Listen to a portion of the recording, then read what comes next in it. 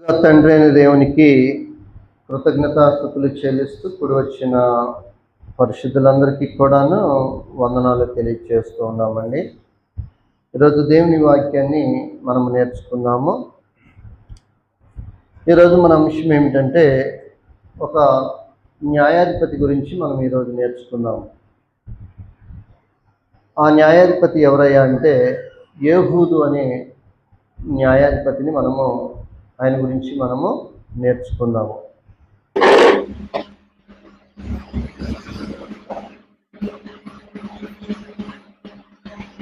గురించి మనము నేర్చుకుందామండి. యేహూదు అంటే అర్థం ఏమిటంటే గొప్పవాడు అని అర్థం అన్నమాట. యేహూదు అంటే గొప్పవాడు అని అర్థం అన్నమాట.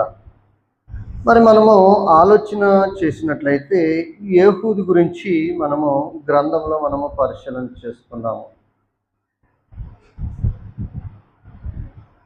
మరి ఇశ్రాయేలీల ప్రజలు కానాను ప్రదేశానికి రావటానికి మోషేని దేవుడు నియమించుకున్నాడు.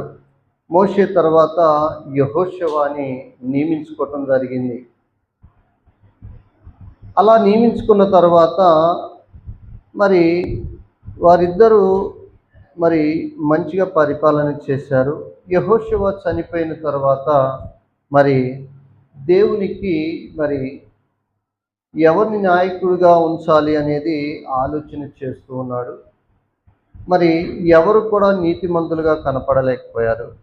ఆ విధంగా కనపడలేదు కాబట్టి దేవుడు న్యాయాధిపతులను నియమించడం అనేది జరిగిందనమాట. మొట్టమొదటి న్యాయాధిపతి ఎవరయ్యా అంటే ఒత్నీయేలు గారు.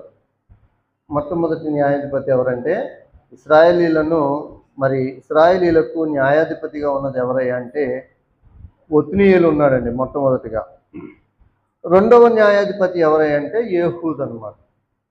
యేహూదు ఉన్నాడనమాట. ఇతడు ఎవరి కుమారుడయ్యా అంటే గెరా కుమారుడు అనమాట. ఈ యొక్క యేహూదు ఎవరి కుమారుడు?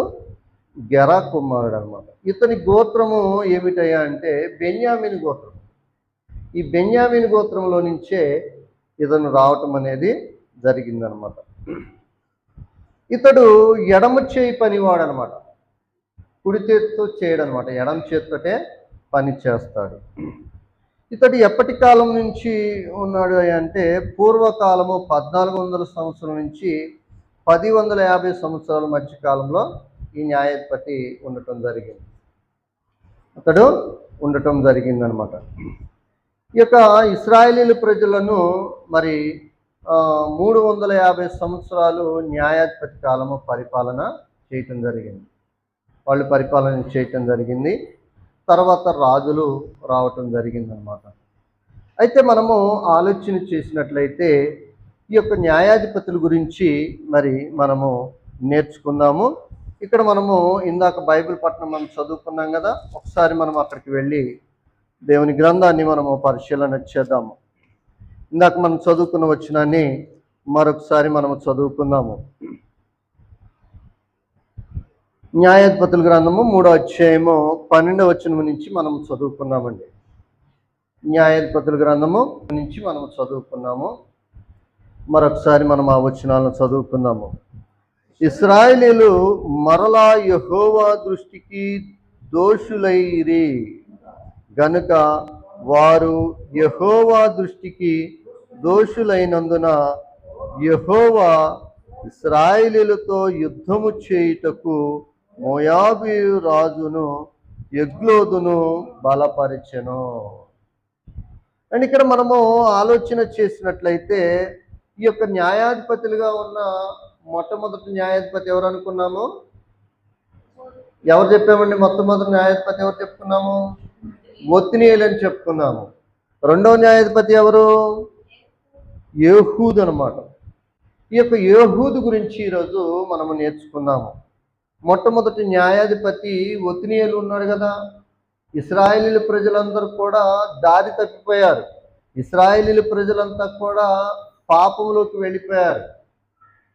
మరలా వారు పాపం చేస్తున్నారు అంటే ఒకసారి ఆలోచన చేసినట్లయితే వారు మొట్టమొదటిసారిగా వాళ్ళు పాపం చేస్తూ ఉన్నారు. పాపం చేసి చెరలోకి వెళ్ళిపోవటం జరిగింది. మరలా వాళ్ళు దేవుణ్ణి వేడుకున్నారు. దేవుణ్ణి వేడుకున్నప్పుడు దేవుడు ఏం చేశాడంటే వారిలో నుంచి ఒత్నియేలును ఆ యొక్క న్యాయాధిపతిని లేవనెత్తడం జరిగింది. ఆ యొక్క ఒత్నియేలు వచ్చి వాళ్ళకి విముక్తి ఇచ్చాడనమాట. ఒత్నియేలు చేసినప్పుడు ఆ యొక్క మరి ఇశ్రాయేలీయుల ప్రజలు మరి మరలా వాళ్ళు ఆ యొక్క మరి ఆ ఒత్తినీలు ఉన్నంత కాలము దేవుని యందు భయభక్తులు కలిగి జీవించటం జరిగింది. ఎప్పుడైతే ఒత్తినీలు చనిపోగానే వాళ్ళు మరలా దారి తప్పిపోవటం, మరలా పాపం చేయటం, మరలా వాళ్ళు దేవునికి వ్యతిరేకంగా వాళ్ళు తిరుగుబాటు చేయటం అనేది జరుగుతూ ఉన్నదన్నమాట.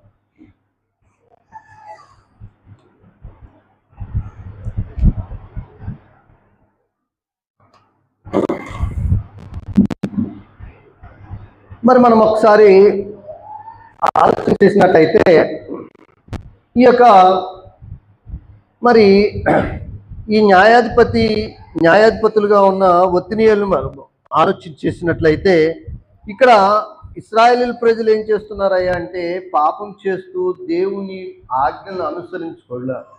వాళ్ళు ఇష్టం వచ్చినట్లుగా ప్రవర్తిస్తూ దేవునికి వ్యతిరేకంగా వాళ్ళు ఉన్నప్పుడు దేవునికి కోపం పుట్టించారు. దేవునికి ఏం చేశారన్నమాట? కోపం పుట్టించారనమాట.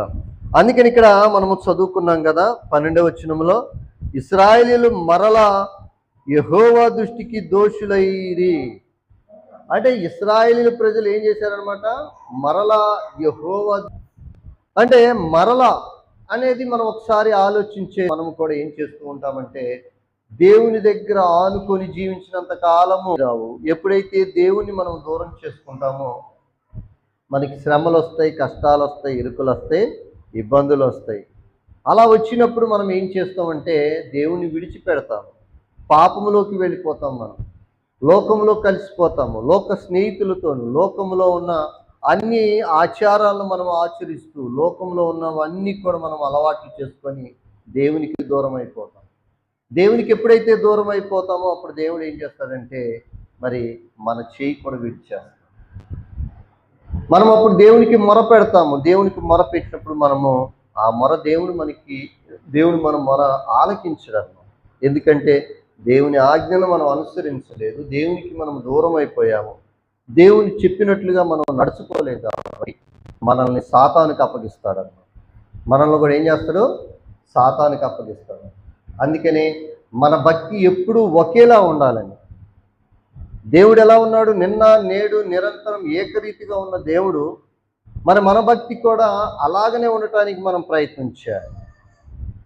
మరి మనకి మేలు జరిగినప్పుడేమో భక్తి, దేవుని యందు భక్తి భయభక్తులు కలిగి ఉంటాము. మనకి ఎప్పుడైతే నష్టం వచ్చేగానే మనం దేవుని మర్చిపోతాం, దేవునికి దూరం అయిపోతాం, దేవుణ్ణి విడిచిపెట్టాం. ఇశ్రాయేలీయుల ప్రజలు కూడా అంతే. మరి న్యాయాధిపతులు ఏం చేశారంటే భక్తి కలిగి ఉన్నారు, దేవుని మీద మక్కువ కలిగి దేవుణ్ణి ఆనుకొని జీవించడం జరిగింది. ఎప్పుడైతే న్యాయాధిపతి చనిపోగానే వాళ్ళలో అవిశ్వాసం వచ్చింది, వాళ్ళలో ఆ పాపం వచ్చింది, వాళ్ళు దేవునికి దూరం అయిపోయారు, అన్య దేవతల వైపు తిరిగారు, వాళ్ళు ఇష్టం వచ్చినట్లుగా వాళ్ళు ప్రవర్తించారు. అలా ప్రవర్తించినప్పుడు దేవుడు వాళ్ళని గద్దిస్తూ ఉన్నాడు, వాళ్ళకు బుద్ధి చెప్తూ ఉన్నాడు, వాళ్ళని గద్దించి వాళ్ళని మరి దేవుని వైపు తిప్పడానికి ప్రయత్నం చేస్తున్నారు అనమాట. అంటే ఇక్కడ ఇశ్రాయేలీయుల ప్రజలు మరలా మరి ఏం చేశారంటే దేవుని దృష్టికి దోషులయ్యారు. కాబట్టి మరి ఈ యొక్క దేవుడు ఏం చేస్తున్నాడంటే మోయాబు రాజును బలపరుస్తూ ఉన్నాడు అనమాట. అంటే ఈ యొక్క మోయాబు రాజుని వారి మీదకి యుద్ధానికి పంపిస్తూ ఉన్నాడు దేవుడు. అంటే ఈ యొక్క ఇశ్రాయేలీయుల ప్రజలు దారి తప్పిపోయారు, ఇశ్రాయేలీయుల ప్రజలు పాపం చేస్తూ ఉన్నారు, ఇశ్రాయేలీయుల ప్రజలు దేవుని మాట వినకుండా దేవుని ధిక్కరిస్తూ ఉన్నారు. అలా ధిక్కరిస్తూ ఉన్నప్పుడు ఏం చేస్తున్నాడంటే ఆ యొక్క ప్రజలకు ఎలాగైనా బుద్ధి చెప్పాలి అనే ఆలోచన కలిగి దేవుడు ఏం చేస్తున్నాడు అనమాట, వాళ్ళకి బుద్ధి చెప్తూ ఉన్నాడు. అలా బుద్ధి చెప్తూ ఉన్నప్పుడు ఇక్కడ మనము ఈ యొక్క 12వ వచనములో ఇశ్రాయేలీయులతో యుద్ధము చేయుటకు మోయాబు రాజును ఎగ్లోనును బలపరచెను అని అంటున్నాడు. అంటే ఇక మరి ఇశ్రాయేలీయులను మనము వాళ్ళు పాపం చేశారు కాబట్టి దేవునికి దూరం అయిపోయారు కాబట్టి వాళ్ళకి బుద్ధి చెప్పటం కోసము దేవుడు ఏం చేశాడంటే మోయాబు రాజును బలపరచడం అనేది జరుగుతూ ఉన్నదన్నమాట. అసలు ఈ మోయాబు రాజు ఎవరు? మనము అసలు ఈ యొక్క మోయాబు రాజు ఎవరు అనేది మనం ఒకసారి ఆలోచన చేసినట్లయితే మరలా ఇక్కడికి వచ్చేద్దామండి. ఈ మోయాబు రాజు ఎవరో ఒకసారి మనము వెళ్ళి చూద్దాము. ఈ మోయాబులకు మూల పురుషుడు ఎవరో ఒకసారి మనము చూద్దాము. ఆదికాండంలోనికి మనం వెళ్ళి చూసినట్లయితే 19వ అధ్యాయంలో మనం ఒకసారి చూద్దామండి. ఆదికాండము 19వ అధ్యాయము. ఈ యొక్క మోయాబులకు మూల పురుషుడు ఎవరో మనం ఒకసారి చూద్దామండి. 19వ అధ్యాయంలోకి మనం వెళ్ళి ఒకసారి చూద్దాము. 19వ అధ్యాయము 36వ వచనము 37వ వచనాన్ని మనం చదివినట్లయితే ఇక్కడ గ్రంథకర్త ఈ విధంగా తెలియచేస్తూ ఉన్నాడు. ఈ మోయాబులు ఎవరు, అసలు వీరు ఎక్కడి నుంచి వచ్చారు, వీళ్ళ మూల పురుషుడు ఎవరు అనేది మనం ఒకసారి పరిశీలన చేద్దాం. ఏదో తలుపు దీనికి ఇక్కడ మనము చూసినట్లయితే 19వ అధ్యాయం, అలాగు లోతు యొక్క ఇద్దరు కుమార్తెలలో గర్భవతులైరి, వారిలో కని వానికి మోయాబు అని పేరు. అతడు నేటి వరకు మోయాబు. ఈ యొక్క మోయాబీలు ఎక్కడి నుంచి వచ్చారయ్య అంటే లోతు సంతానం నుంచి, అంటే లోతు కుమార్తె యొక్క సంతానం నుంచి, అక్కడ అక్రమ సంతానం నుంచి రావటం అనేది జరిగింది. అంటే అక్కడ మోయాబీలు అక్కడి నుంచే ప్రారంభించబడింది. ఆ యొక్క పెద్ద కూతురు యొక్క కుమారుడు పుట్టాడు. ఆ కుమారుడు నుంచి ఈ మోయాబీలు రావటం జరిగిందనమాట. వారు ఆ విధంగా పాపం చేస్తూ వారు దేవునికి వ్యతిరేక ప్రవర్తిస్తూ ఉన్నారు. మరి మోయాబీలు అక్కడి నుంచి వాళ్ళు రావటం అనేది జరిగిందనమాట. అయితే మరి ఈ మోయాబీలు మరి వారి సంఖ్య విస్తరించడం అనేది జరుగుతూ ఉన్నది. వారు బలపడుతూ వాళ్ళు మరి పెరిగిపోవటం అనేది జరుగుతూ ఉన్నది. ఇశ్రాయేలీలతో వాళ్ళు సాంగత్యం చేస్తూ ఉన్నారు. ఇశ్రాయేలీలతో వాళ్ళు స్నేహం చేస్తూ వాళ్ళ పిల్లలు వీళ్ళకి, వీళ్ళ పిల్లలను వాళ్ళకి ఇవ్వటము, ఈ విధంగా వాళ్ళతో ఇశ్రాయేలీలు మరి అక్రమ సంబంధాలు పెట్టుకొని వారితో వాళ్ళు కలిసి చెడిపోవటమే కాకుండా ఈ ఇశ్రాయేలీలు కూడా చెడిపోయి వాళ్ళు ఏం చేశారంటే మరి ఆ యొక్క మోయాబీలు వాళ్ళ యొక్క ఇశ్రాయేలీలు ఒకసారి మనము ఇక్కడ చదువుకున్నాము. న్యాయాధిపతుల్లోనే 3వ అధ్యాయంలో మనం చూసినట్లయితే 5వ వచనంలో ఇక్కడ ఈ యొక్క వారి గురించి కొంచెం చదువుకుందాము.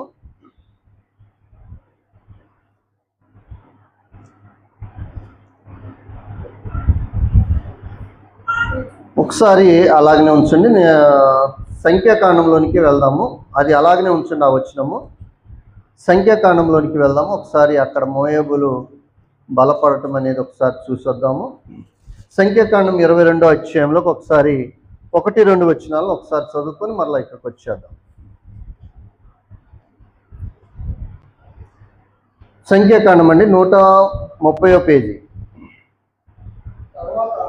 తరువాత ఇశ్రాయేలీలు సాగి యెరికోకు ఎదురుగా యోర్దాను తీరమునున్న మోయాబు మైదానములో దిగిరి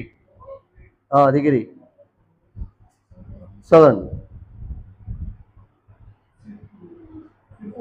బాలాకు ఇశ్రాయేలీలు అమోరీలకు చేసినందున విస్తారముగా నున్నందున మోయాబు మిక్కిలి భయపడిరి. మోయాబీలు చూసారా, అప్పుడు మాత్రము మోయాబీలు మాత్రము బలపడిపోయారు. ఇశ్రాయేలీలు చూసి ఒకప్పుడు భయపడిపోయిన వాళ్ళు చివరికి వాళ్ళతో వియ్యం అందుకోవటం, వాళ్ళ పిల్లలను వీళ్ళకి, వీళ్ళ పిల్లలను వాళ్ళకి ఇవ్వటం వలన ఏం జరిగిందంటే వాళ్ళ విగ్రహాలని వీళ్ళు పూజించటం, ఈ విధంగా మార్పు చెందటం వలన వీళ్ళు ఏమైపోయారంటే పాడైపోయారన్నమాట. దేవుని పిల్లలుగా ఉన్న ఇశ్రాయేలీలు పాడైపోయారు. దేవుని పిల్లలుగా దేవుణ్ణి ఆనుకొని ఉన్న పిల్లలు ఏమైపోయారంటే పాడైపోయారు. అందుకనే న్యాయాధిపతుల గ్రంథంలో 3వ అధ్యాయంలో 5వ వచనంలో మనం చూసినట్లయితే ఇక్కడ ఈ విధంగా వాళ్ళు పాడైపోయినప్పుడు దేవుని కోపగించుకుంటాడు. దేవుని యొక్క కోపము వారి మీదకి రగులుకున్నదనమాట. అండ్ ఇక్కడ మనము ఆలోచించేసినట్లయితే ఈ మోయాబీలు అక్కడ మనం చూసినట్లయితే అక్కడ వాళ్ళు బాగా బలము పొంది ఇక్కడ ఒకసారి మనం ఆలోచించేద్దాము. న్యాయాధిపతుల్లోనే 3వ అధ్యాయము 5వ వచనంలో ఏమంటున్నాడంటే కాబట్టి ఇశ్రాయేలీయులు కనానీయులను, హిత్తీయులను, అమోరీయులను, పెరిజ్జీయులను, ఇవ్వీయులను, యెబూసీయులను జనుల మధ్య నివసించుచు వారి కుమార్తెలను పెండ్లి చేసుకొనుచు వారి కుమారులకు తమ కుమారులను ఇచ్చుచు వారి దేవతలను పూజించుచు వచ్చిరి. అట్లు ఇశ్రాయేలీయులు యెహోవా సన్నిధిని దోషులై తమ దేవుడైన యెహోవాను మరచి బయలుదేవతలను దేవతల స్తంభములను పూజించిరి. అందును గూర్చి యెహోవాకు కోపము ఇశ్రాయేలీయుల మీద మరలుగా మండగా ఆయన హరామును రాయిము యొక్క రాజైన కుషోనిషోతీయుము చేతులకు దాసులగుటకై వారిని అమ్మివేశను. అంటే మొట్టమొదటిగా ఈ యొక్క న్యాయాధిపతులు ఉన్నప్పుడు ఈ ఇశ్రాయేలు ప్రజలంతా పాడైపోయారు.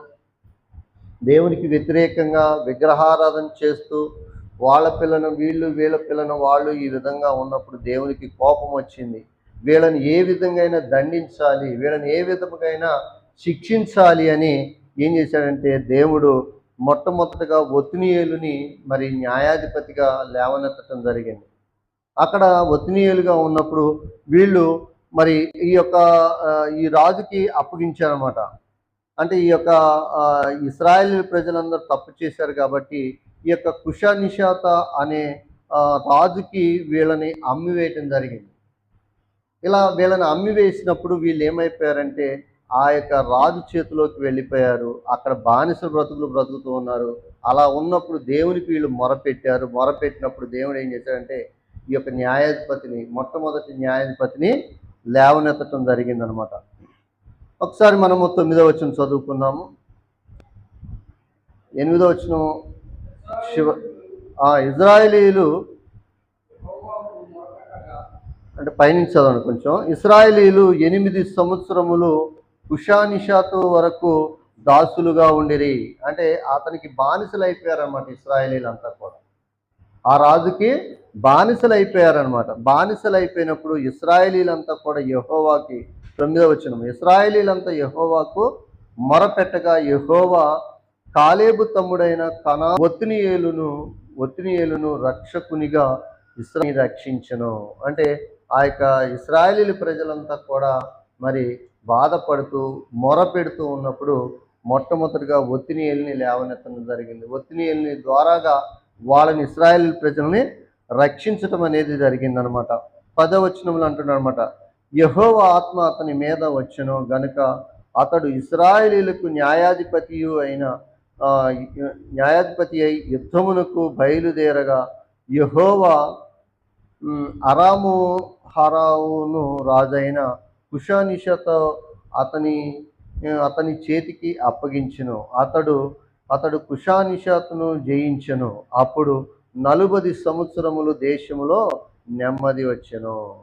ఈ యొక్క ఇశ్రాయేలు ప్రజలు మొరపెట్టినప్పుడు దేవుడు ఈ యొక్క ఒత్నీయేలుని లేవనెత్తి ఆ యొక్క కుషానిషాతును రాజును ఓడించటం అనేది జరిగింది. అలా ఓడించిన తర్వాత 40 సంవత్సరములు దేశం అప్పుడు నెమ్మడమైందనమాట. అప్పుడు అటు తరువాత కనాదు కుమారుడైన ఒత్నీయేలు మృతి పొందెను. అప్పుడు మృతి పొందాడనమాట. మృతి పొందిన తర్వాత ఇక్కడ మరలా ఇశ్రాయేలీలు ఏం చేస్తున్నారు? దేవుని మాటలు వినకుండా దేవుని ఆజ్ఞలను అనుసరించకుండా వాళ్ళు ఏమవుతున్నారు? ఎప్పుడు కూడా సైకిల్ చక్రం లాంటిది అనమాట. ఈ యొక్క న్యాయాధిపతులు ఎప్పుడు కూడా ఇక్కడ ఉన్న వారంతా కూడా సైకిల్ చక్రంలో ఎలాగైతే వాళ్ళు తప్పు చేస్తారు, మరలా దేవుని క్షమించమని అడుగుతారు, దేవుని క్షమిస్తాడు, మరలా పాపం చేస్తారు, మరలా వాళ్ళు ఈ విధంగా సైకిల్ చక్రం ఎలాగైతే ఉంటుందో అలా వాళ్ళు పాపం చేసుకుంటూ వస్తూ ఉన్నారన్నమాట. న్యాయాధిపతి ఉన్నంత వరకు వాళ్ళు ఏం చేస్తున్నారు? భయపడుతూ దేవుని యందు భయపడుతూ దేవుని ఆజ్ఞను అనుసరిస్తూ వాళ్ళు నడుచుకుంటూ ఉన్నారన్నమాట. ఎప్పుడైతే దేవుని భయం లేకపోయేసరికల్లా వాళ్ళు ఆ యొక్క మరి న్యాయాధిపతి ఎప్పుడైతే చనిపోతాడో అప్పుడు వీళ్ళలో ఆ యొక్క దురి ఆత్మ అంటే సాతాను యొక్క వచ్చి ఏం చేస్తున్నారంటే వాళ్ళని గలిబిలి చేస్తూ ఉన్నారు, లోకంలో కలిసిపోతూ ఉన్నారు, పాపంలో కలిసిపోతూ ఉన్నారు. మనము కూడా మన జీవితంలో కూడా అంతే. దేవుని సన్నిధిలో ఉన్నంత వరకు భక్తిగా ఉంటాము. దేవుని సన్నిధిలో ఉన్నంత వరకు నీతిగా, న్యాయంగా, యథార్థంగా మనము జీవిస్తూ ఉంటాం. ఎప్పుడైతే దేవుని సన్నిధి నుంచి బయటికి అడుగు పెడతామో మనం లోకంలో కలిసిపోతాము. లోకం వాళ్ళతో మనము ఫ్రెండ్షిప్ చేస్తాము. లోకంలో ఉన్న వాళ్ళతో పాపం చేస్తాము. లోకంలో ఉన్న వారితో అనేకమైనవి చేస్తూ ఉన్నప్పుడు దేవుడు కూడా మనని ఒకానొక టైంలో మనని విడిచిపెడతారన్నమాట. అందుకనే ఆనాడు ఇశ్రాయేలీయుల ప్రజలు కూడా దేవుని యందు ఉన్నంత వరకు వాళ్ళు భయం కలిగి, దేవుని యొక్క ఆజ్ఞలను అనుసరిస్తూ దేవుని మీద భయం కలిగి వాళ్ళు నడుచుకుంటూ ఉండేవారు. ఎప్పుడైతే మరి ఆ న్యాయాధిపతి చనిపోగానే వాళ్ళలో పాపం వచ్చేది, వాళ్ళలో విగ్రహారాధన మొదలయ్యేది, వాళ్ళలో అనేకమైన వ్యభిచారాలు అవన్నీ కూడా రావటం జరిగేది. ఆ విధంగా దారి తప్పిపోతున్నప్పుడు దేవుడు ఏం చేస్తాడంటే ఎవరినో ఒక శత్రువుని లేవనెత్తుతాడు. శత్రువుని వారి మీదకు పంపించి వారిని ఓడించి వారిని మరి చెరకు వెళ్ళేటట్లుగా చేస్తాడు. అందుకని అక్కడ ఆ యొక్క ఒత్తినేలు ఉన్నంత వరకు కూడా వాళ్ళు దేవుని యందు భయభక్తులు కలిగి జీవించడం జరిగింది. ఎప్పుడైతే ఒత్తినేలు చనిపోయాడో, అందుకని ఇక్కడ 12వ వచనంలో అదే అంటున్నమాట, ఇశ్రాయేలీయులు మరలా యెహోవా దృష్టికి దోషులైరి. ఎప్పుడైతే ఒత్తినేలు చనిపోయాడో నడిపించే నాయకుడు లేకపోయేసరికి వాళ్ళు ఏమైపోయారు, దారి తప్పిపోయారు అన్నమాట. అందుకని ఇక్కడ మనం చూసినట్లయితే 12వ వచనంలో, గనుక వారు యెహోవా దృష్టికి దోషులైరి, యెహోవా ఇశ్రాయేలీయులతో యుద్ధము చేయుటకు మోయాబు రాజైన ఎగ్లోదును బలపరచను. ఎగ్లోదు అనే వ్యక్తిని బలపరిచాడు అనమాట. ఈ యొక్క ఎగ్లోదు ఎలాంటి వాడంటే చాలా దుర్మార్గుడు అనమాట. ఇతను మరి ఈ యొక్క ఇశ్రాయేలీయుల ప్రజల మీదకి వెళ్ళి అన్నమాట. చదువుకుందామండి, 13వ వచనం చదువుకుందాం. అమోనీలను అమాలేకీలను ఓడగొట్టి ఖర్జూరపు చెట్లు పట్టణమును స్వాధీనము చేసుకున్నాను. చూసారా, ఈ యొక్క మోయాబు రాజు ఏం చేశాడంటే, ఇదిగో నేను ఇశ్రాయేలీయుల ప్రజల మీదకి నేను యుద్ధానికి వెళ్తున్నాను, మీరు కూడా వస్తారా అని అమోనీయులను అమాలేకీలను కూడా వాళ్ళని అడగటం జరిగింది. అడిగినప్పుడు అవును మేము కూడా వస్తాము, మాకు వాళ్ళు శత్రువులే, వాళ్ళని మేము ఓడించాలని మేము ఎప్పటి నుంచో అనుకుంటున్నాము, మేము కూడా మీతో వస్తామని వీళ్ళు కూడా వాళ్ళతో చేతులు కలిపారు. అలా చేతులు కలిపినప్పుడు ఆ మోయాబు రాజు మరి ఇశ్రాయేలీయుల మీదకి ఆ అమోనీయులను అమాలేకీలను తీసుకొని వచ్చి యుద్ధం చేసినప్పుడు మరి దేవుడు మరి ఇశ్రాయేలీయుల ప్రజల వైపు లేడు కదా. వీళ్ళు పాపం చేశారు, మరి దేవునికి దూరం అయిపోయారు, దేవుడి చేయి విడిచేశారు. అప్పుడు వీరికి అండ ఎవరూ లేరు కాబట్టి వీళ్ళు ఓడిపోయారన్నమాట. ఓడిపోయేసరికల్లా ఈ యొక్క మోయాబు రాజు ఏం చేశాడంటే వాళ్ళని జయించాడు కాబట్టి వాళ్ళని ఆ దేశాన్ని వాళ్ళు కైవసం చేసుకున్నారు. అంటే ఇశ్రాయేలీలంతా కూడా ఈ యొక్క మోయాబు రాజుకు బానిసలు అయిపోయారన్నమాట. అదే దేవుడు లేకపోయేసరికల్లా మోయాబు రాజు కింద బానిసలుగా బ్రతకడానికి వెళ్ళారన్నమాట. అదే దేవుడు ఉంటే అన్నీ ఇస్తాడు. దేవుడు అన్ని స్వేచ్ఛ ఇస్తాడు. అదే దేవుడు మోయాబీ రాజు మరి వాళ్ళ పక్కనకి వెళ్ళిపోయేసరికల్లా ఇశ్రాయేలీయుల ప్రజలంతా కూడా ఏమైపోయారంటే మరి ఆ యొక్క మోయాబీ రాజు కింద వెళ్ళటానికి వెళ్ళారన్నమాట. మనం చూసుకోవాలి, దేవుడు మన చేయి విడిచేటట్టుగా మనం ప్రవర్తించకూడదు. దేవుడు మనతో ఉంటే మనము ఎవరినైనా జయిస్తాం, మన శత్రువునైనా మనము జయిస్తాం అన్నమాట. అదే ఆ యొక్క ఇశ్రాయేలీయుల ప్రజలకి దేవుని భయం లేక, దేవుని యొక్క తోడు లేక, దేవుని వైపు తిరగక విగ్రహాల వైపు తిరిగి ఆ యొక్క విగ్రహాలను పూజించి దేవునికి కోపం పుట్టించేటట్లుగా వాళ్ళు ప్రవర్తించారు. కాబట్టి వీళ్ళకి బుద్ధి చెప్పటం కోసము దేవుడు మోయాబు రాజును ఎత్తటం జరిగిందనమాట. ఎత్తి ఆ యొక్క మోయాబు రాజు ఆ యొక్క ఇశ్రాయేలీయుల ప్రజలను ఓడించడం అనేది జరిగిందనమాట. చదువుకున్న 14వ వచనము, ఇశ్రాయేలీయులు 18 సంవత్సరములు మోయాబు రాజుకు దాసులైరి. చూసారా, దాసులుగా వెళ్ళవలసి వచ్చినారన్నమాట. ఈ యొక్క మోయాబు రాజు కింద వీళ్ళు దాసులుగా వెళ్ళవలసి వచ్చింది. ఆయన దాసులుగా వెళ్ళిన తర్వాత ఆ మోయాబు రాజు వాళ్ళు అష్ట కష్టాలు పెడుతూ ఉన్నారు, ఇష్టం వచ్చినట్లుగా ప్రవర్తిస్తూ ఉన్నారు. ఇశ్రాయేలీయుల ప్రజలకు స్వేచ్ఛ ఉన్నదండి? స్వేచ్ఛ లేదు. ఎందుకంటే మోయాబు రాజు చెప్పినట్లుగా వినాలి. ఆయన చాలా ఖండితమైన ఆజ్ఞలు పెడుతూ ఉన్నాడు, భారమైనవి చేస్తూ ఉన్నాడు, వారిపైన కఠినమైన పన్నులు విధిస్తూ ఉన్నాడు. అవన్నీ కూడా వాళ్ళు చేయలేక దేవునికి మొరపెడుతూ ఉన్నారన్నమాట. ఇంకా చదువుకుందామండి. ఇశ్రాయేలీయులు యెహోవాకు మొరపెట్టగా బెన్యామీనీయుడైన యూదును రక్షకుని వాని కొరకు ఆ యొక్క మరి అమోని ఈ యొక్క బానిసలుగా వెళ్ళారు కదా, దాసులుగా వెళ్ళారు కదా. మరి అలా ఉన్నప్పుడు అక్కడ అనేకమైన శ్రమలు పెడుతూ ఉన్నాడు అనమాట అతను. అలా పెడుతూ ఉన్నప్పుడు దేవునికి వీళ్ళు మొరపెట్టినప్పుడు దేవుడు ఏం చేశాడంటే ఆయన కరుణామూర్తి కాబట్టి మరి వాళ్ళని కరుణించడానికి మరి వాళ్ళ నుంచి ఒక న్యాయాధిపతిని లేవనెత్తుతూ ఉన్నాడు.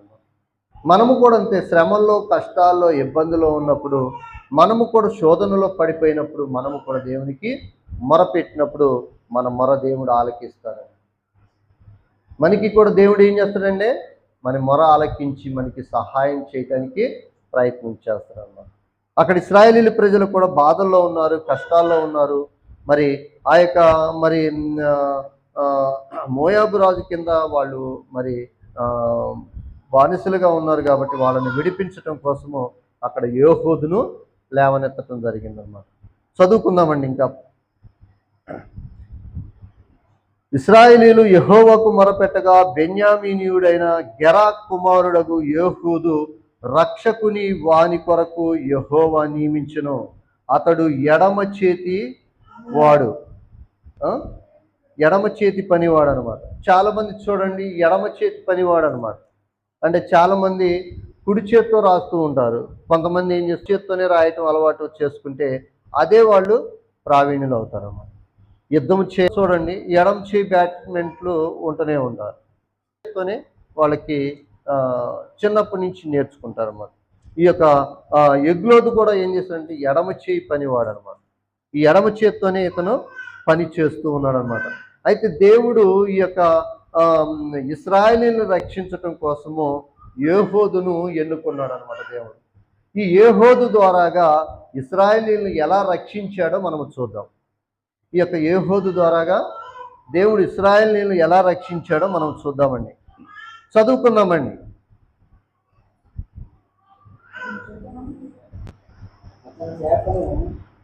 ఎన్నో వచ్చింది చదువుతున్నారు? 15 లాస్ట్ చదవండి. ఇశ్రాయేలీయులు ఆ మోయాబు రాజు అయిన ఎగ్లోదును కప్పము పంపగా, అంటే ఈ యొక్క ఇశ్రాయేలీయులు రాజు ఏం చేశాడంటే మోయాబుకి ఇశ్రాయేలీలంతా కూడా ఆ రాజుకి ఎగ్లోద్ అనే రాజు ఉన్నాడు, ఆ రాజుకి కప్పం తెచ్చి ఇస్తూ ఉన్నారు. కప్పం అంటే ఏంటండి? పన్ను. ఆ యొక్క ఇశ్రాయేలీల ప్రజలంతా కూడా కష్టపడి వాళ్ళు లేకపోతే వాళ్ళని దండిస్తాడు, లేకపోతే వాళ్ళని శిక్షిస్తాడు అనమాట. కాబట్టి ఆయన చెప్పినట్టుగా వినాలి. అందుకని ఆ రాజు చెప్పినట్లు అక్కడ వాళ్ళు కప్పం తెచ్చి కడుతూ ఉన్నారనమాట. యేహూదు మూరెడు పొడవు చేయించుకొని తన కుడి తొడ మీద ఒక్కసారి దేవుని యొక్క ప్రణాళికలో దేవుడు మరి పంపిస్తూ ఉన్నాడు. మోయాబు రాజును చంపటానికి, ఎగ్లోదును చంపటానికి దేవుడు బాణముగా వాడుకుంటూ ఉన్నాడు, యేహూదును కత్తిగా వాడుకుంటూ ఉన్నాడు అనమాట. ఇతను పంపిస్తూ ఉన్నాడు అనమాట. ఇతను వెళ్ళి మరి ఆ యొక్క కత్తి ఏం చేశాడంటే మూరెడు కత్తి ఇంతే ఉండదన్నమాట. ఇంత కత్తి అతడు ఎడమ చేయి వాటం గలవాడు కాబట్టి కుడి కాలుకి కత్తిని కట్టుకున్నాడు అనమాట. ఒకసారి మనం ఆలోచన చేయండి, కత్తి ఎందుకండి? చెప్పండి, కత్తి ఎందుకు? ఏమండి, ఇప్పుడు ఈ యొక్క ఎగ్లోదు దగ్గరికి కప్పం పట్టుకొని వెళ్ళిపోతున్నాడు, మరి ఇతనికి కత్తి ఎందుకు? ఏమండి, పండు ఏముందాడా? కప్పం అంటే డబ్బులండి, డబ్బులో ఎంత సొమ్ము, ఆ డబ్బంతా తీసుకుని రాజుగారికి ఇవ్వాలి. రాజుగారికి ఇస్తూ ఉన్నాడు, తీసుకొని వెళ్తూ ఉన్నాడు. మరి ఇతను మాత్రం కత్తి రెడీ పెట్టుకొని ఉన్నాడు అనమాట. కత్తి అంటే అతడు ప్రాణరక్షణ కోసము, ఇతను మరి కప్పం తీసుకెళ్తున్నారు కాబట్టి ఉండటం కోసము, రక్షణ కోసం ఆయన పెట్టుకున్నాడు. ఇంకా ఎగ్లోదు యొక్క రాజును చంపటానికే ఇప్పుడు నియమించాడు అనమాట. నువ్వు కత్తి చేత పట్టుకొని వెళ్ళమని మూరెడు పొడవు గల రెండంచులు గల కత్తిని చేత పట్టుకొని, కత్తి చేత పట్టుకొని వెళ్తాం అనమాట. ఆలోచన చేస్తే సాతాన్ని జయించడానికి కూడా మనం ఏం చేయాలి? జయించడానికి మనం కత్తిని చేత పట్టుకొని వెళ్ళాలి. అంటే మనము బయటికి వెళ్ళేటప్పుడు దేవుని సువార్తను ప్రకటించడానికి, దేవుని వాక్యాన్ని ప్రకటించడానికి మనం ఏం తీసుకొని వెళ్ళాలి? బైబిల్ తీసుకొని వెళ్ళాలి. ఈ బైబిల్ అనేది తీసుకొని వెళ్ళాలి. మనకి ఇదే ఆయుధం. క్రైస్తవుడికి ఆయుధం ఏమిటది? బైబిలే అనమాట. ఈ బైబిల్ పట్టుకొని మనము వెళ్ళాలి. బైబిల్ పట్టుకొని వెళ్ళి మనము ఎక్కడైనా మనము సువార్త అనేది ప్రకటించాలి అన్నమాట.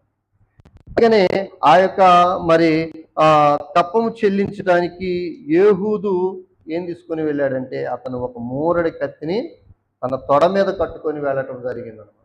చదువుకుందాం ఏం జరుగుతున్నదో. తన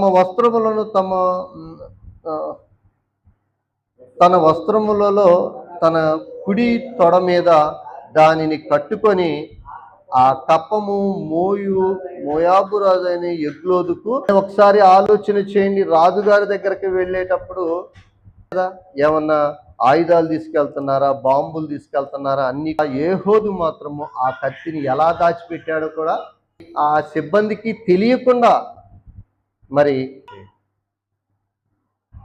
అక్కడ చెక్ చేసే వాళ్ళు అంతా కూడా చెక్ చేస్తారు. ఇతడు ఏదో హత్య చేయటానికే వచ్చారు అని ఎవ్వరికీ కూడా దొరకకుండా దేవుని యొక్క ప్రణాళికలో ఉన్నది కాబట్టి ఆ యొక్క యేహోదు ఏం చేశాడనమాట, మూరడి కత్తిని తొడ మీద కట్టుకొని చాలా జాగ్రత్తగా లోపలికి వెళ్ళాడు.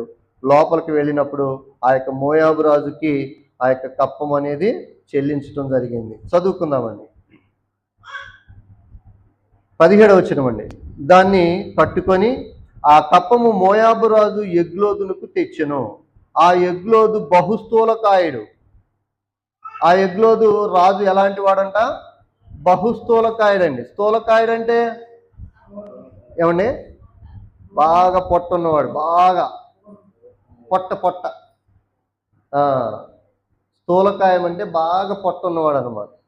అంటే కుర్చీలో కూర్చొని లేవలేనంత పరిస్థితిలో ఉండే పొట్ట ఉన్నదనమాట. అంత స్థూలకాయం గలవాడు అనమాట. చదువుకుందాం. యేహోదు ఆ కప్పము తెచ్చి ఇచ్చిన తరువాత కప్పము మోసిన జనుల మరి యేహోదు వాళ్ళ ప్రాంతం నుంచి ఈ యొక్క మరి ఎగ్లు రాలేదండి. అంటే ఇశ్రాయేలీయుల ప్రజలంతా కూడా పోగు చేసి మరి ఎన్ని బత్తాలు ఆ యొక్క కప్పంతో పాటు జనులందరినీ కూడా వెంట పెట్టుకొని వచ్చాడు. ఆ కప్పాన్ని పెట్టి ఆ మనుషుల్ని వెనక్కి పంపించేశాడు అన్నమాట. ఏమండి? డబ్బు బంగారం ట్యాక్స్ అనమాట. అంటే ట్యాక్స్ కట్ అంటే బంగారమే వెండో సంథింగ్ డబ్బు మనకైతే ఏది చెప్పలేదు. అది కప్పమంటే అది తీసుకొచ్చి ఆ రాజుకి అప్పగించారన్నమాట. ఆ మనుషులు కూడా వచ్చారు కదా, ఆ యొక్క ఎగ్లోదుతో పాటు ఈ యొక్క యేహూదుతో పాటు మనుషులు కూడా వచ్చారుగా. అక్కడ రాజుగారి దగ్గర పెట్టారు. ఆ మనుషుల్ని పంపించేశారన్నమాట. మీరు వెళ్ళండి వెనక్కి అని పంపించేశారన్నమాట. వెళ్ళనంపించి చదువుకుందాం. ఇంకా 19వ వచనం. గిలాదు దగ్గరనున్న పెసీలీము నొద్ద నుండి తిరిగి వచ్చి, అంటే ఈ యొక్క యేహోదు కూడా వాళ్ళతో పాటు వెళ్ళాడు. వెళ్ళి సగం దూరం వెళ్ళిన తర్వాత ఒక ఊరు దగ్గరికి వెళ్ళిన తర్వాత వాళ్ళని అక్కడ పంపించి, నేను మరలా రాజుకు ఒక రహస్యమైనది చెప్పాలి అని వెనక్కి వచ్చేసి, రహస్యమైన మాట ఒకటి నేను నీతో తన యొద్దకు నిలిచిన వారందరినీ వెలుపలికి, అంటే రాజు దగ్గరికి వచ్చేసాడు. మరలా తిరిగి రాజు దగ్గరికి వచ్చి, ఆయన రాజమందిరంలో ఉన్నాడు కదా, ఆయన దగ్గరికి వెళ్ళాడు. ఏంటి మరలా నువ్వు వచ్చావు యేహూదు, మరలా నువ్వు ఎందుకు వచ్చావు అని రాజు అడిగినప్పుడు, ఇగో మరలా నేను నీకు ఒక రహస్యమైన మాట నేను నీకు చెప్తానని చెప్పాడు. ఇప్పుడు మనము కూడా దేవుని సన్నిధికి వచ్చేటప్పుడు దారి మధ్యలో ఎవరైనా ఇదిగో నేను నీకు ఒక మాట చెప్పాలనుకుంటున్నాను, నువ్వు గలవట్లేదు అని ఎవరైనా చెప్పారనుకోండి, దేవుని సన్నిధికి వచ్చి దేవుని వాక్యాన్ని శ్రద్ధగా వింటామండి. మనసు అంతా ఎటుంటుంది? అది ఆమె ఏదో చెప్పాలని అన్నది, ఆమె ఏదో మనకి ఏదో చెప్తా అన్నది, అదేంటో అని మన మనసు అంతా కూడా అటు వెళ్తున్నాం. కానీ అలా వెళ్ళకూడదండి. మన మనస్సుని తిప్పేవాళ్ళు చాలామంది సాతాను రూపంలో వచ్చి మన మనస్సుని త్రిప్పుతూ ఉంటారనమాట. ఈ యొక్క రాజుగారికి కూడా ఈ యొక్క మరి ఏహూదు ఏం చేశాడంటే, ఇదిగో నేను నీకు ఒక రహస్యమైన మాట చెప్తాను అనేసరికల్లా తన మనస్సంతా కూడా అతని వైపే ఉన్నదన్నమాట. చదువుకుందాం ఏం జరుగుతున్నదో. ఏహూదు అతనిని దగ్గరకు వచ్చినప్పుడు అతడు ఒక్కడే చల్లని ప్రజలందరూ ఉన్నారు సభలో, వాళ్ళందరిని కూడా పంపించి, వీళ్ళందరినీ నేను పంపించి మరి నువ్వు నాకు చెబిది కానీ వచ్చిందాక నువ్వు వెయిట్ చేయమని అన్నాడు. చేసిన తర్వాత రాజుగారు ఆ మేడగదిలోకి ఒంటరిగా వెళ్ళి కూర్చున్నాడు అనమాట. ఈ చల్లగాలి ఎక్కువగా కావాల్సి ఉంటుంది అనమాట. అతడు ఆయాసంతో రొప్పుతూ ఉంటాడు. కానీ అతనికి మరి బహుతూలకాయ కలిగి ఉన్నాడు కాబట్టి అతను ఏం చేయాలంటే కొంచెం విశ్రాంతి తీసుకోవాలి. ఆ యొక్క కుర్చీలో కూర్చొని చేద తీర్చుకుంటూ ఉన్నాడు. చల్లని గాలి మేడగదిలోకి కూర్చున్నాడు అనమాట. చదువుకుందామండి. ఏహూదు నీతో నేను చెప్పవలసినదేమ దేవుని మాట ఒకటి ఉన్నదని చెప్పగా అతడు తన పీఠము మీద నుండి లేచెను. ఇగో ఈ యొక్క ఆ యొక్క ఎగ్లోన్ దగ్గరకు వచ్చేసాడండి. ఎవరు వచ్చారండి ఎగ్లోన్ దగ్గరికి? ఎవరు వచ్చారు? ఏహూదు వచ్చాడు. ఏహూదు వచ్చి ఇదిగో దేవుని మాట నేను నీకు ఒకటి చెప్పాలని దగ్గరకు వచ్చేసాడు. దగ్గరకు వచ్చినప్పుడు ఆ యొక్క బహుతూలమైన ఈ యొక్క బహుతూలముగా కలిగిన అతను ఏం చేశాడంటే, ఆ రాజు కుర్చీలో కూర్చున్నాడల్లా దిగ్గును లేచాడు అనమాట. దేవుని మాట కదా అని దేవునికి విలువిచ్చి నిలబడి లేచాడు అనమాట. ఎప్పుడైతే నిలబడగానే వెంటనే ఏం జరుగుతుందో చూద్దాం. అప్పుడు ఏహూదు తన ఎడమ చేతిని చాపి తన కుడి తొడ మీదనున్న ఆ కత్తిని తీసి కడుపు మీద ఎదురుగా ఉన్న వ్యక్తి ఆ యొక్క మరి ఏం చేశాడు, వెంటనే ఆ యొక్క కత్తి తీసుకొని ఏహూదు ఏం చేశాడండి, ఆ కత్తిని ఎడమ చేత్తో తీసుకొని వెంటనే పొడి చేశాడు. పొడి చేశాను పొడిచెను. కత్తి పిడియు కత్తి తన కడుపు మీద అతన్ని పొడిచెను. పిడియును కత్తి వెంబడి దూరగా కొవ్వు కత్తి పైకి కప్పుకొని నందున అతని కడుపు నుండి కత్తిని తీయలేకపోయాను. అంటే ఎంత బలంగా లోపలికి గుచ్చాడో ఒకసారి ఆలోచించండి. పిడితో సహా లోపలికి పోయేటట్టు గుచ్చేశాడు అన్నమాట. అంటే అతను బాగా పొట్ట పూలతో ఉన్నాడు కదా, నిలబడగానే ఆ యొక్క పొట్టలోనికి వెంటనే గుచ్చేశాడు అనమాట. ఆ కొవ్వు అంతా ఉండటం వల్ల ఆ పిడితో సహా లోపలికి వెళ్ళిపోయింది. అది తీసుకోవటం బయటికి రాలేకపోయింది అనమాట. అది వెనక నుండి బయటికి వచ్చి ఉండెను. అది వెనక నుండి బయటికి వచ్చేసింది అనమాట. అప్పుడు ఏహూదు పంచపాళంలోనికి బయటికి వెళ్ళి తన వెనుక గడియ పెట్టెను. అంటే ఇటు వస్తే భటులు పట్టుకుంటారని పోయి వెనక్కి వెళ్ళి తలుపు పెట్టేసి వెనక్కి వెళ్ళిపోయాడు అనమాట. వచ్చిన అతడు బయటకు వెళ్ళి తరువాత ఆ రాజు చూడగా ఆ మేడగది తలుపు గడియు వేసి ఉండెను గనుక వారు అతడు పేదనిచ్చు వారని శంక నివార్త పోయినమాట. అంటే ఒకవేళ ఆ చల్లని గదిలో సేద తీర్చుకుంటుండేమో అని ఆ భటులు అనుకుంటూ ఉన్నారన్నమాట. కానీ తాము సిగ్గు వింతలకు పడు వరకు కనిపెట్టునని అతడు ఆ గది తలుపులను తీయకపోగా వారు, అంటే లోపల రాజుగారు ఒకవేళ బాత్రూమ్కో లెట్రూమ్కో దేనికో వెళ్ళి ఉంటాళ్లే, కొంచెం సేపు వెయిట్ చేసి చూద్దాంలే అని ఆ భటులు ఆ తలుపు దగ్గరే నిలిచి ఉన్నారన్నమాట. ఎంతసేపటికి కూడా ఆ తలుపు తీయట్లేదు, రాజుగారు తలుపు తీయట్లేదు, బయటికి రావట్లేదు. అక్కడ ఉన్న భటులందరికీ కూడా అర్థమైపోయింది ఏం జరుగుతుందో అనేది. తాళపు చెవిని తెచ్చి తలుపులు తీసి చూచినప్పుడు చనిపోయి నేల పడి ఉండను. చూసారా, భటులంతా కూడా రాజుగారు ఇంకా తలుపు తీయట్లేదని వాళ్ళకి అనుమానం వచ్చి తలుపు తీసి చూడగానే రాజు ఏం చేశాడు, చనిపోయి ఉన్నాడు అనమాట. వారు ఆ తలుపు చేయుచుండగా ఏహోదు తప్పించుకొని పెసీలియమునకు దాటి షేరుకు పారిపోయాను. అంటే వాళ్ళ ప్రాంతానికి ఈ యొక్క ఏహూదు పారిపోయాడు అనమాట. పారిపోయి అక్కడ ఏం జరుగుతుందంటే అతడు వచ్చి ఎఫ్రాయిముల కొండలలో బోరను ఊదగా, అంటే బోర ఊదాడు అనమాట. అంటే ఆ యొక్క సిగ్నల్స్ ఉంటుంది అనమాట. అంటే ఒక్కొక్క బోర ఒక్కొక్క దానికి ఒక ఏహూదు వచ్చి ఆ కొండ ఎక్కి ఎప్పుడైతే బోర ఊదగానే ఇదిగో మరి కూడా ఆ యొక్క మరి ఆ ఏహూదు దగ్గరికి వాళ్ళంతా కూడా వచ్చేసారనమాట. ఇశ్రాయేలు అతడు మన్య ప్రదేశమును అతని ముందుగా సాగి మీ శత్రువులైన మోయాబీలకును అప్పగించుతున్నాడు.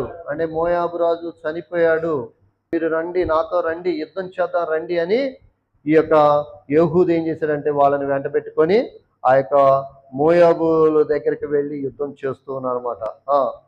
కాబట్టి వారు అతని వెంబడి దిగి వచ్చి మోయాబు నెదుట యోర్దాను రేవులనున్న పట్టుకొని ఎవనిని దాటనీయలేదు.